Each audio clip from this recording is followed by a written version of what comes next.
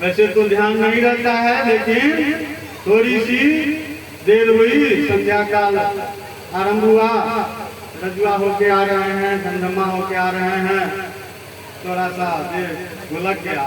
जय हनुमान ज्ञान सागर करते हुए तेजी से तब बजरंगबली आ जाता। तो उसी बजरंगबली की भांति, उसी हनुमान जी की भांति सरलतम रूप में अपने आप को हृदय में भगवान का स्मरण कीजिए, भगवान का भजन कीजिए, आपको सर्वस्व प्राप्ति होगी, सभी संकटों से मुक्ति मिलेगी। अब दूसरे प्रश्न का, पहले प्रश्न का जवाब मिल गया कि सरलतम भक्ति क्या है, किस प्रकार सरलतम रूप से हम भगवान की ओर अपने आप को उन्मुख कर सकते हैं। दूसरे प्रश्न का उत्तर देते हुए, दूसरा प्रश्न क्या था कि सभी वेदों का सार तत्व क्या है। इतने ढेर सारे 18 पुराण, वेद, उपनिषद, महाभारत, रामायण, अन्य ग्रंथ हैं, किसका श्रवण किया जाए, किसका पाठन किया जाए। तो इसका उत्तर देते हुए कहा गया है कि सभी वेदों का सार तत्व, सभी का निचोड़, मूल तत्व जो है वह यह सबसे पवित्र, सबसे पावन श्रीमद् भागवत महापुराण क्यों है। 17 पुराणों की रचना वेद व्यास जी के द्वारा की गई थी। आगे विस्तार के क्रम में कई कथा में विस्तृत रूप से इसका होगा उल्लेख, लेकिन उनका मन विचलित था। वैसी स्थिति में नारद जी के द्वारा, नारद जी देखे कि व्यास जी विचलित हैं, नारद जी के समक्ष व्यास जी ने अपनी भावना व्यक्त की, अपनी चिंता का कारण, अपने हृदय के विषाद को उन्होंने नारद जी के समक्ष रखा। नारद जी के कहने पर वेद व्यास जी ने भगवान की लीलाओं का बखान इस एकमात्र ग्रंथ में कर डाला और भगवान की लीलाओं का बखान इसमें किया, जिस कारण यह महापुराण सभी पुराणों का सार तत्व हो। क्योंकि अन्य पुराण जो है वह किसी एक पर केंद्रित है। विष्णु महापुराण, नारद पुराण, कूर्म पुराण, गरुड़ पुराण, सभी में एक एक का उल्लेख है, लेकिन यह इसे महापुराण की संज्ञा मिली है। भगवान की समस्त लीलाओं का, समस्त अवतारों का बखान किया गया, तो सार तत्व हो गया। क्योंकि इस महापुराण को रचित करते समय वेद व्यास जी ने सभी आध्यात्मिक तत्वों को इसमें संग्रहित कर दिया। जितने आध्यात्मिक तत्व हैं सभी को इसमें संग्रहित कर दिया और उस पुरुषोत्तम भगवान को प्रणाम करते हुए उन्होंने पुरुषोत्तम भगवान की अभिवादन करते हुए कहा, नमः परस्मै पुरुषाय भूयसे शिवभवस्थान निरोधलीलया शक्ति कृत्याय दीनो मंदरे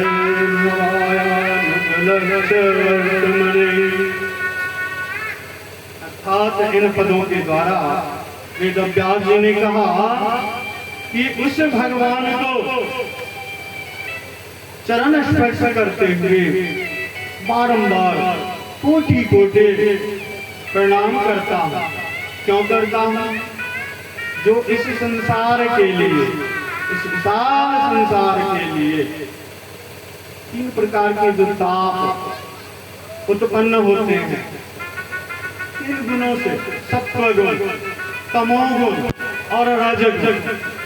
तो इन तीनों गुणों, तीनों शक्तियों को भगवान स्वयं स्वीकार करते हुए समस्त जीवों के कल्याण के लिए 3 रूपों में अवतार।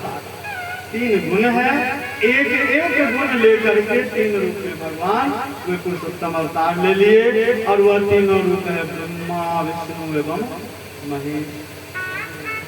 ब्रह्मा विष्णु एवं शंकर, इन तीनों रूप में एक एक गुण लेकर के तीनों अपने अपने कार्यों को करने का बीड़ा उठा लिया। अब ऐसे भगवान के द्वारा तीनों गुण को ग्रहण किए रूप में आए, ऐसे भगवान के द्वारा अब यहाँ जो हम लोग इतने हैं, छोटी मोटी कथा में इतने हैं, आयोजन होता है सारा। कल भी हुआ था कि 7 अरब की जनसंख्या पूरी दुनिया में पार कर गई है, केवल मनुष्य की 84 लाख योनि में कितने जीव जंतु हैं। तो ऐसे भगवान ने जब विशाल समुदाय के निर्माण करने की बात सोची तो उन्होंने क्या किया कि हम मनुष्यों को, बुद्धिजीवी हैं, सर्वश्रेष्ठ हैं, हम मनुष्यों को 10 इंद्रियां दी। अब यहाँ 10 इंद्रियों का उल्लेख है। कुछ छात्र छात्राएं भी हैं, सामान्य लोगों को भी जानकारी है कि भाई ज्ञान इंद्रियां तो 5 ही हुई, तो यही पढ़े हम लोग 5 ज्ञान, आंख, कान, नाक, जीभ, त्वचा। अब यहाँ भागवत महापुराण में वेदव्यास 10 इंद्रियों की चर्चा करते हैं। 5 ज्ञान इंद्रियां और 5 कर्म इंद्रियां। ज्ञान इंद्रिय तो जिससे हमें ज्ञान की प्राप्ति होती है, अनुभूति होती है, वह हुआ ज्ञान इंद्रिय। और जिससे कर्म इंद्रिय, जिससे हम कर्म कार्य करते हैं, विभिन्न प्रकार के कार्यों का संपादन करते हैं, वह हुआ कर्म इंद्रिय। तो 10 इंद्रियां हो गई, 10 इंद्रियों का निर्माण किया। इन 10 इंद्रियों के अलावे एक मन, जहाँ पर किसी भी प्रकार की विषय वस्तु उत्पन्न होती है, वह हुआ मन, एक मन। और 5 भूत, अब गिनती करेंगे हम लोग, 10 इंद्रिय, एक मन और 5 भूत, कुल मिलाकर हो गया 16। तो इन 16 कलाओं से युक्त करके भगवान ने पुरुष रूप ग्रहण कर लिया। जितना हम लोगों को दिया उसे सबसे पहले स्वयं स्वीकार किया और स्वयं स्वीकार करके पुरुष के रूप में अपने आप को स्थापित किए। योग निद्रा के विस्तार के फलस्वरूप भगवान के नाभि कमल से ब्रह्मा जी की उत्पत्ति हुई और भगवान के दिव्य रूप से भगवान का जो दिव्य रूप है प्रकट हुआ।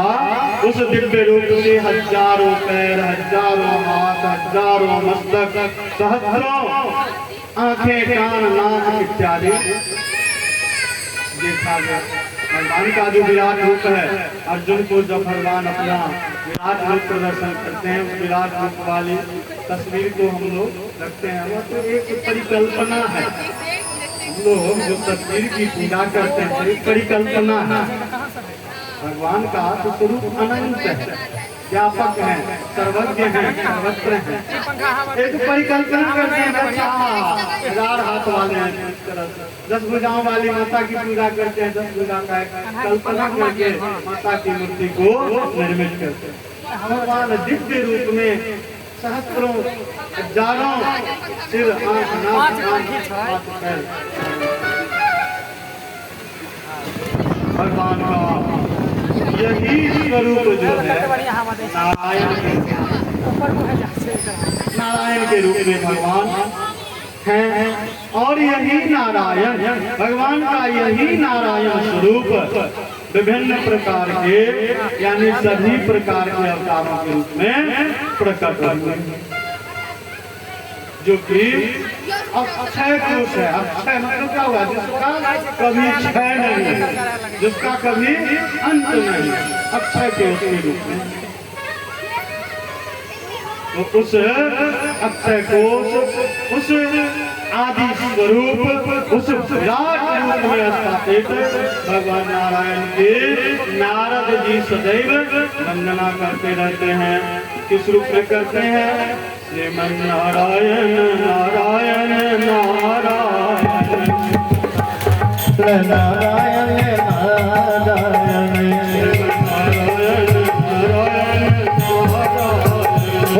नारायण नारायण नारायण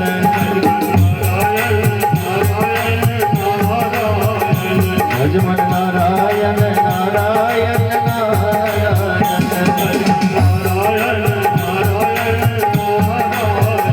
भजमन नारायण नारायण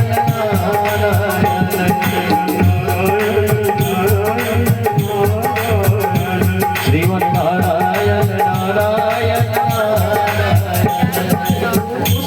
नारायण स्वरूप भगवान के द्वारा बारंबार विभिन्न प्रकार के अवतार लिए जाते हैं। जो प्रश्न था कि भगवान अवतार क्यों लेते हैं और किन किन रूपों में लेते हैं।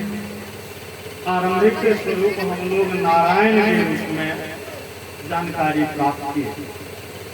जिस आरंभिक स्वरूप के गुणगान हमेशा नारद जी के द्वारा की जाती है, उनका भजन किया जाता है, तो वही आरंभिक प्रभु, वही आदि पुरुष रूपी भगवान ने सबसे पहले 4 रूपों में, कल जिनका उल्लेख हुआ था, जिन कुमारों की कल चर्चा हुई थी, जिन कुमारों के द्वारा नारद जी के मन में जो उद्वेग थे, जो व्याकुलता थे, भक्ति और उनके दोनों पुत्रों को देखकर उसे दूर करने का कार्य जिन 4 कुमारों ने किया, सनक, सनातन, सनंदन और सनत कुमार। तो उस नारायण ने सबसे पहले उस 4 कुमार के रूप में अपना स्वरूप धारण किया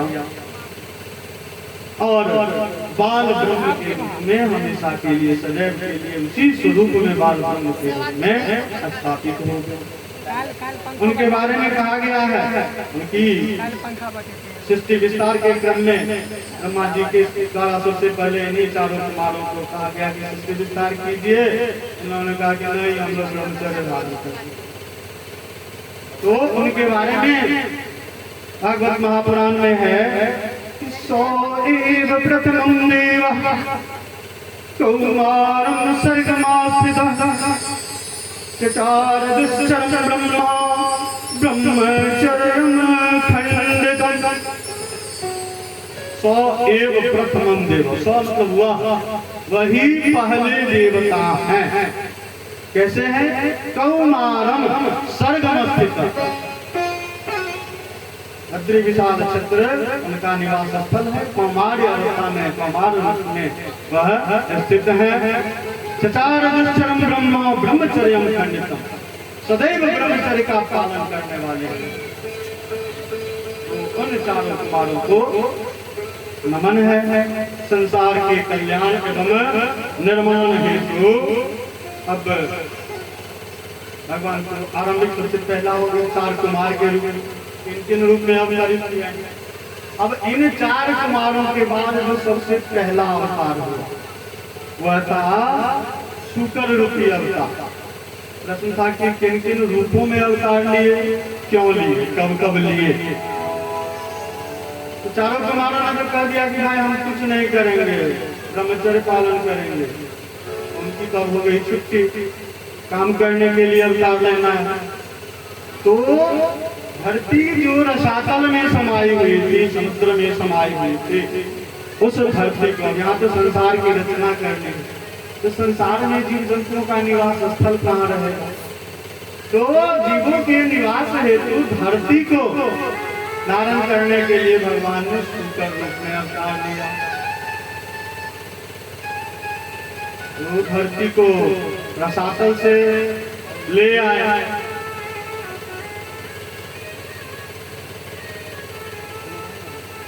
भगवान का शुकर के बाद जो अवतार है, जिनके द्वारा हमेशा श्रीमन नारायण नारायण किया जाता है, वह भी अवतार ही है। नारद जी, देवर्षि नारद के रूप में भगवान का तीसरा अवतार है। धर्मपत्नी मूर्ति के गर्भ से इनका अवतार हुआ था नारद जी, और उनके द्वारा जो सदैव श्रीमन नारायण नारायण किया जाता है, प्रेरणा दी जाती है। हम मनुष्यों को संदेश दिया जाता है कि इसी प्रकार भगवान की भक्ति करते रहो, भगवान के नाम का भजन करते। अब विभिन्न प्रकार के विषय वस्तुओं की जानकारी पढ़ने के लिए शिक्षक के पास रहते हैं ताकि बच्चे को विषयों की जानकारी हो, धर्म के बारे में जानकारी, तत्व के बारे में जानकारी प्रदान करने के लिए भगवान कपिल के रूप में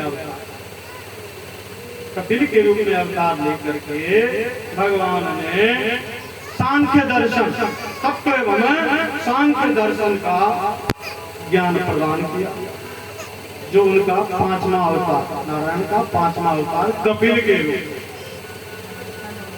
6ठे अवतार के रूप में भगवान दत्तात्रेय हैं।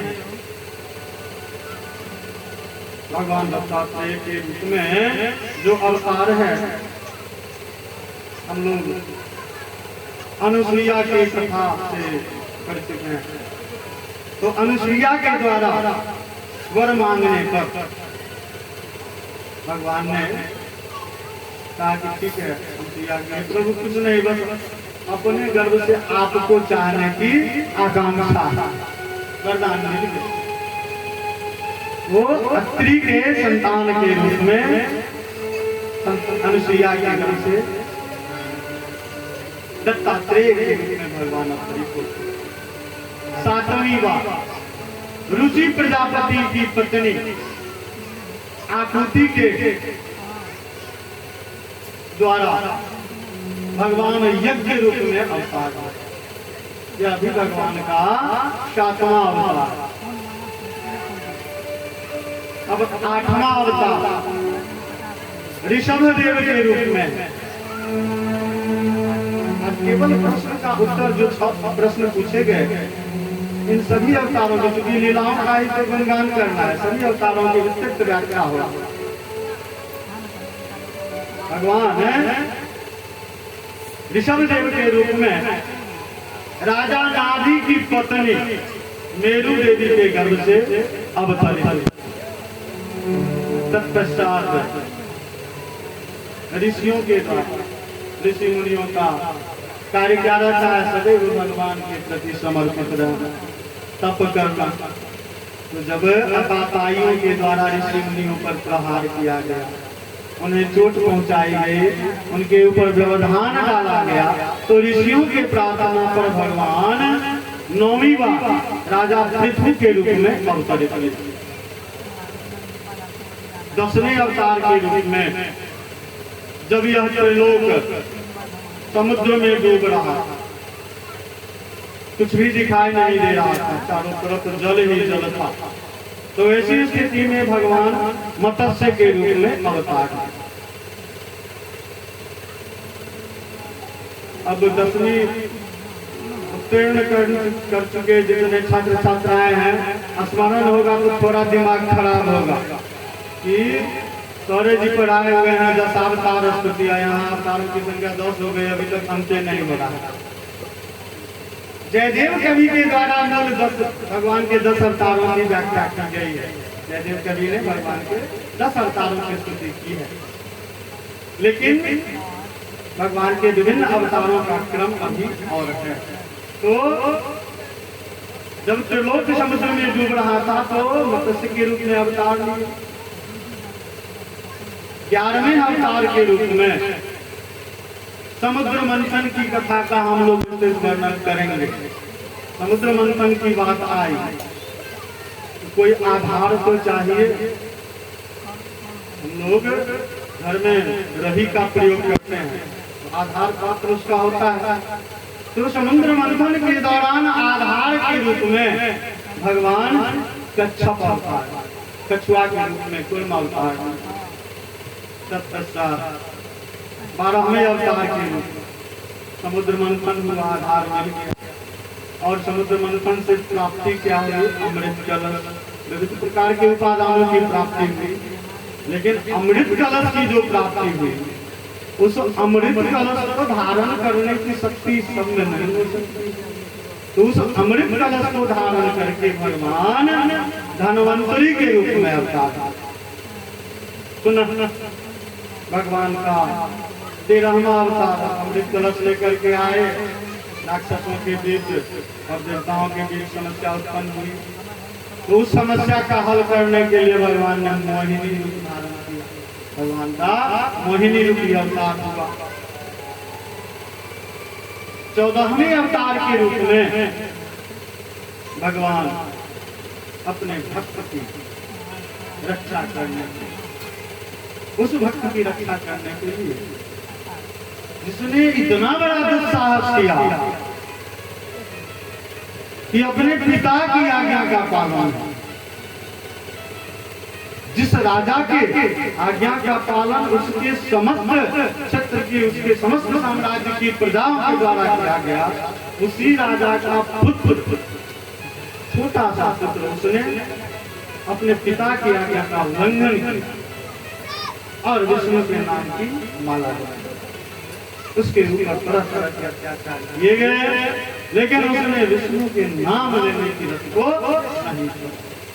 और जब सबसे संकट की घड़ी आ गई, वैसे स्थिति में भगवान अपने उस भक्त की रक्षा करने के लिए नरसिंह रूप में नरसिंह अवतार, यह भगवान का 14वां अवतार। नरसिंह अवतार भगवान के 14वें अवतार के रूप में। 15वें अवतार